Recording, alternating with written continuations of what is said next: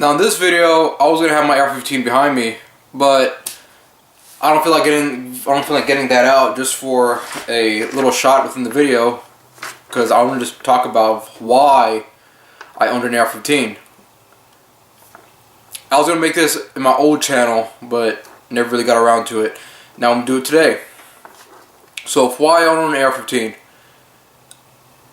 I did not see myself owning any weapons until my mid-20s, and I'm gonna be honest with you, I'm not even in my mid-20s yet. But what got me to own an AR-15 was the NDAA, or the National Defense Authorization Act. I'm pretty sure a lot of people didn't see it coming. Some people did. But I'm just gonna read the same news article that posted it on the 2nd of December in 2011. It says here, says Bill Summary and Status, 112th Congress, 2011 to 2012. Latest title, National Defense Authorization Act for fiscal year of 2012. Sponsor, Senator Levin Carl. Introduced 11/15/2011. Related bills, HR 1540. Latest major action, 12/1/2011. Passed, agreed into Senate. Status, passed Senate with amendments by yea and nay, 93 to 7. Record vote number 218. Latest action 12/1/2011. National Defense Authorization Act. Amendment details. Well, the amendment details is the link. I'm sorry. Should have printed that all in black and white.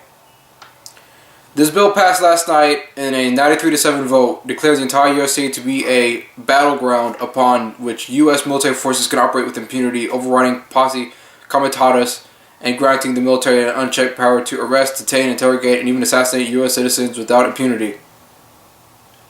Even Wired magazine was outraged at the bill, reporting Senate wants the military to lock you up without trial.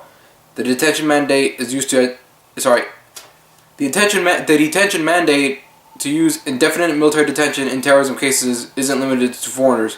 It's confusing because two different sections of the bill can contradict each other. But in judgment, the University of Texas Robert Chesney, a nonpartisan authority on military detention, U.S. citizens are included in the grant of detention authority. The passage of this law is nothing less an outright declaration of war against the American people by military-connected power elite.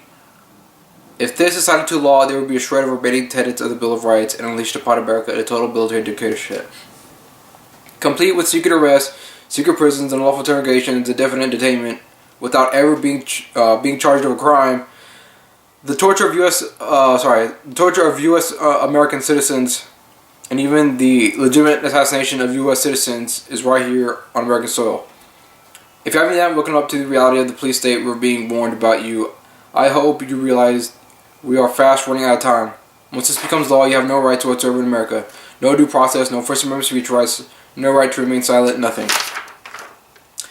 And the little piece of information I forgot to say in the first page was National Defense Authorization Act is to be called the most traitorous act ever witnessed in the Senate, and the language of the bill is cleverly designed to make you think it doesn't apply to Americans. But toward the end of the bill, it essentially says it can apply to Americans, quote, if we want to. I couldn't print all 32 pages because a shitload of it was comments, but I printed it out. You just type in U.S. Senate wants entire USA to be battleground, and you'll find it right there in the Google results on the little box when you type it in, and you can find the first link. Now this was the 2nd of December 2011. Now I thought to myself, I could wait to my mid-20s just to get a rifle, or I could get something to defend myself now. So, when I had the time, and that was 4 days later, on December 6th of 2011, I went into my shop, it's my local gun shop, which is my favorite one because the first place I ever went to, they were rude-ass motherfuckers. So fuck them.